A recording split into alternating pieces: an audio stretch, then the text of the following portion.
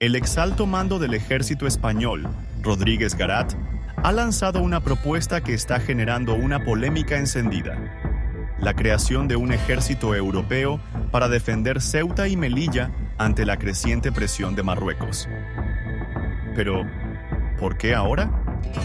¿Acaso Marruecos representa una amenaza real o es solo una estrategia política para reforzar la soberanía de España en África? Desde hace décadas, Marruecos no ha dejado de reclamar estos enclaves como parte de su territorio, y en los últimos años, con un refuerzo militar progresivo y una creciente influencia en Europa, la presión ha aumentado. No olvidemos el episodio de 2021, cuando miles de migrantes cruzaron la frontera de Ceuta en un movimiento que muchos consideraron un intento de chantaje político por parte de Rabat tras la crisis diplomática con España. La propuesta del exalmirante Juan Rodríguez Garat es radical: crear un ejército europeo que proteja Ceuta y Melilla, argumentando que no solo está en juego la soberanía española, sino la estabilidad de la frontera sur de toda la Unión Europea. Pero esto plantea una pregunta clave. ¿Asumiría Europa un riesgo potencial de conflicto con Marruecos por defender dos ciudades que, en el papel, solo pertenecen a España? El dilema de la soberanía. Ceuta y Melilla en comparación con Gibraltar y Malvinas. Y aquí es donde la controversia se intensifica. Porque si España pide apoyo europeo para defender estos territorios, ¿no es contradictorio que no haya una postura similar respecto a Gibraltar? ¿O que la Unión Europea no haya intervenido cuando Argentina intentó recuperar las Malvinas en 1982? Ceuta y Melilla han estado bajo control español desde antes de la existencia de Marruecos como nación. Sin embargo, Marruecos usa la misma lógica para reclamarlas. Están en África, rodeadas de territorio marroquí. Si el criterio es la historia, entonces Ceuta y Melilla son españolas. Pero si el criterio es la geografía, Marruecos tiene argumentos para reclamarlas. La situación se complica más cuando miramos a Gibraltar. Mientras España defiende con firmeza su soberanía sobre Ceuta y Melilla, exige la devolución de Gibraltar, que fue cedido al Reino Unido en 1713 por el Tratado de Utrecht. Los británicos, por su parte, usan la misma lógica que España emplea contra Marruecos. Gibraltar ha estado en manos británicas durante siglos, y su población se ha pronunciado en reiteradas ocasiones a favor de seguir bajo soberanía del Reino Unido. Y si vamos más allá, nos encontramos con el caso de las Malvinas.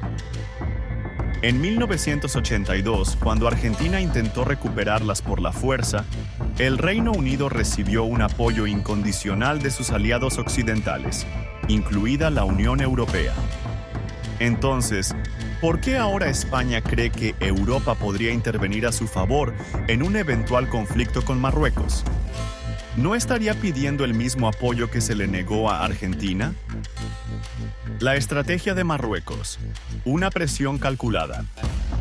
Marruecos no solo ha intensificado sus reclamos sobre Ceuta y Melilla en los últimos años, sino que ha estado fortaleciendo su poder militar y diplomático. En 2020, firmó un acuerdo histórico con Estados Unidos e Israel, asegurándose armamento avanzado y consolidando su posición en el norte de África. Además, ha utilizado la inmigración como un arma geopolítica, permitiendo el paso de miles de personas hacia territorio español cada vez que las tensiones aumentan. Por otro lado, Marruecos ha sabido jugar sus cartas con la Unión Europea, ofreciendo acuerdos comerciales y cooperación en la lucha contra el terrorismo y el narcotráfico. A cambio, ha logrado un respaldo silencioso de varios países europeos que evitan confrontarlo directamente sobre Ceuta y Melilla. ¿Defenderá la OTAN a España? Aquí entra otro factor crucial: la OTAN. Según el artículo 5 del Tratado de la Alianza Atlántica, un ataque contra un país miembro es un ataque contra todos. Pero, ¿Se aplicaría esto a Ceuta y Melilla? A diferencia de la península ibérica, estos territorios están en el continente africano. En consecuencia, son consideradas como zonas de exclusión de la defensa colectiva de la OTAN. Este vacío legal deja a España en una posición delicada. Si Marruecos decidiera aumentar la presión sobre Ceuta y Melilla, España no podría contar con la OTAN para su defensa. El factor económico y estratégico. Más allá de la geopolítica, Ceuta y Melilla tienen un valor estratégico clave. Son enclaves comerciales fundamentales y puntos de control en el estrecho de Gibraltar. Además, en caso de que España perdiera el control sobre ellos, la influencia de Marruecos en el Mediterráneo crecería considerablemente, afectando la seguridad de la región. Pero vamos a la pregunta central.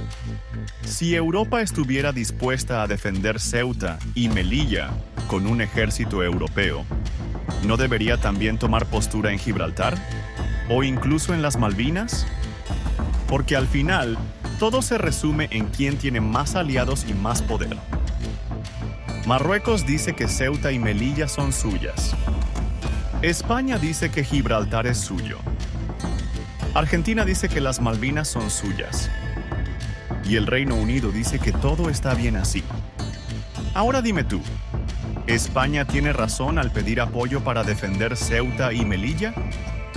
¿O está aplicando una doble moral al exigir Gibraltar mientras rechaza los reclamos de Marruecos? Escribe tu opinión en los comentarios.